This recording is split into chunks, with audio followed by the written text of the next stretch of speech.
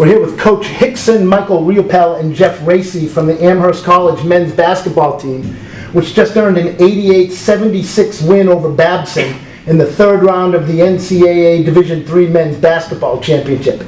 Coach Hickson, could you please make some comments about the game? Yeah, a couple things. We were fortunate that Joey Flannery wasn't 100%, that's for sure. He's a great player. I mean, as it was, he scored, 15 points, and we had difficulty stopping him on basically one leg. But that being said, we had to do some things to win the game too, and I thought our second half was terrific. We left a lot of points. We left 20 points on the free throw line, which is an awful lot to still win a game. But we came out, we shot the ball better, we got Jeff some looks. Michael got offensive rebounds for us, took the ball back to the basket for us. David George did a great job inside tonight, and Jayde was good on the ball. And so I thought we played well, thought we played hard. We'll see how much juice we have left for tomorrow, but I thought we put it out there. Can you talk about your field goal percentage here, Coach, and if you guys want to go on to it too, about 61.5%, 5% in the second half. I mean, that's but you guys are also shooting the three ball well too. So what kind of change for you guys in the second half? Well, we we tried to execute a little bit better. I think that as it was really hot in there, and as people started to slow down and get worn down a little bit, and guys, we like to penetrate and kick. And Jeff gets some good looks off that, and so it's just a matter of time when you're shooting the ball before it starts to go in. And so, again, I thought we went inside. We started the second half by going right inside to David George, and that always helps your percentage. And so, yeah, I mean, that 52 is a great percentage inside. What did you see from the looks, too? I mean, you guys were running the baseline pretty well, and you guys were able to kind of exploit some of their weaknesses. Was that, also, again, because you guys were slashing into the lane pretty well? Yeah, and like, for instance, one of the things when Joey was in there, he really couldn't defend. And so I thought, particularly as people got fatigue, but that's what we try to do. We try to penetrate, and I think that offense owns defense a little bit as it gets late in games and likes to get tired. Do you guys want to talk about at one point in the first half? I mean, Babson, you guys were up. There was a media timeout. Babson was on a little bit of a run. Unfortunately, that was when Joey went down, and then you guys were able to kind of seem to keep pace with them for a little bit. Do you guys want to talk a little about that? Being able to kind of rebound from their stopping their spurt and keep pace and go into the halftime only down by 2. Babson's a very, very good team. We were up 10 there, and we knew that that was far from where they were going to make a run eventually. They made their run, and fortunately, we got a lot of guys who are veterans at this point, I'd say, on the team, and we know how to handle situations like that. And there are a lot of media timeouts, things like that. It was nice to just slow them down, and then we kind of stuck with them from there. And we were only down 2 at half. And if I can add to that too, the last 4 games for us. So we beat Tufts by 3 in the NESCAC semis, 86-83, hell of a game. We lose the next night to Middlebury. Tough call with 33 seconds to go. We're up 1, not down 1, right? And shot poorly. Shot 11 for 22 from the foul line or something, and it's a 1-point game. Then we go into the NCAAs. We're down 4 or 5 late to Hickson, come back to win. Down 4 or 5 late to Cortland, come back to win. And so certainly these guys, they're battle tested in close games. And so I never thought we were going to panic when they made their run. And sure enough, we calm it down as opposed to, it seems almost helpless. I hate to say that because I don't want these guys to do that on purpose for me.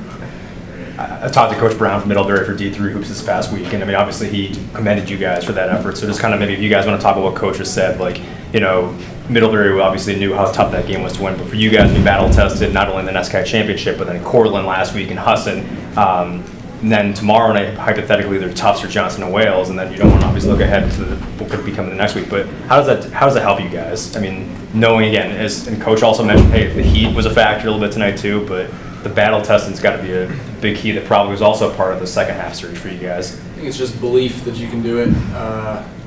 It's not just this year too. We had so many games last year that were decided in the last 2 minutes, and didn't really. We returned everybody that pretty much was getting time. So this is a second-year team, and just winning those games close. The biggest thing is it helps your belief, helps your confidence in the guys. That's really the biggest thing.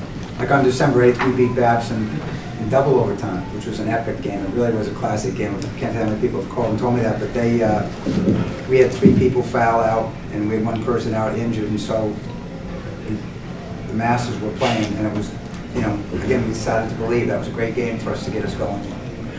Jayde, you had 19 to lead 5 players in double figures. Talk about the balance, talk about the depth you guys have. I think it comes down to just trusting the system. We got a lot of guys that can score the ball, a lot of guys that can distribute. So I think it just comes down to just taking what's available. We had a rough day from the free throw line, so I feel like if we touch up on that, we'll do a lot better. But basically, it just comes down to just trusting what we run and getting easy plays and easy shots. How many free throws do you guys take during practice? I'm just curious. Do you have an exit fee, coach, where they have to take a certain amount of free throws before they can leave the gym? Yeah, well, last year we struggled too, same thing. We struggled, and so during January when we didn't have classes, we had to make 100 every morning. And this year we haven't, practice is a practice. It's how much time can you spend? So we always, we always shoot at 20. We always run if we don't make a certain amount. But we got to do more things. But it's been a struggle with us. But hey, we were 9 for 11 to beat Cortland, so I'll take that percentage anytime. If we shoot that percentage tonight, we win by like 25. I just want to add to that. Yeah, about the free throws, it's kind of funny. In practice, we shoot really well. So a lot of the guys are shooting above 80% in free throws, including me and Jeff and everyone, just in general. Like, it's honestly that. And then when it comes to games, we just get so frustrating sometimes because we know we can make the shots, but it's just, I guess it's all mental. So we just gotta focus on that, those a little bit more. So, Jeff, I'm sorry. Okay. Jeff, what's it going to take for you guys to advance tomorrow to Salem? We know that when we play our best, we try our best, we bring a full effort. We're a hard team to beat. Whoever wins tonight's game is going to be a very formidable opponent. Tufts, even without Pace, is a very good team, and I don't really know much about Johnson and Wells, but they're obviously very good in that they've got to this point. We think it's going to be close. We're going to be in another battle. It's the Elite Eight, where there's only 8 teams left in the country. They're all going to be really good, but we know that if we bring our 100%, we more than believe that we are capable of beating anybody. So. And I think Tufts, if it is Tufts, and I'm not saying it's going to be Tufts, not because I think it's a battle of styles, right? And I think the matchups are crazy, but if it is Tufts, they did lose Pace, but I have to tell you something, that the other guys, Haladanian and that whole group, they just stepped it up a notch when Vinny was out. And so they bring this kid off the bench, the kid from New York. Feldman. And Feldman, I'm watching, so I don't even know who Feldman is, right? I think he's like a comedy star or something, right? So, but I'm watching him shoot around just a little bit yesterday. I'm going, you gotta be kidding me. Why is this kid sitting on the bench? He's starting for me. Sorry, guys. I'll ask you one last question here, Coach. I asked Coach Sheldon this earlier this week. If you guys did have to play Johnson and Wales, who in the NESCAC or who have you played this year that's going to be like an opponent? If you guys want to add on to it too, because they're averaging 90 points a game, and what Greenway and Garrett can do. Yeah. I don't think there's anybody like them.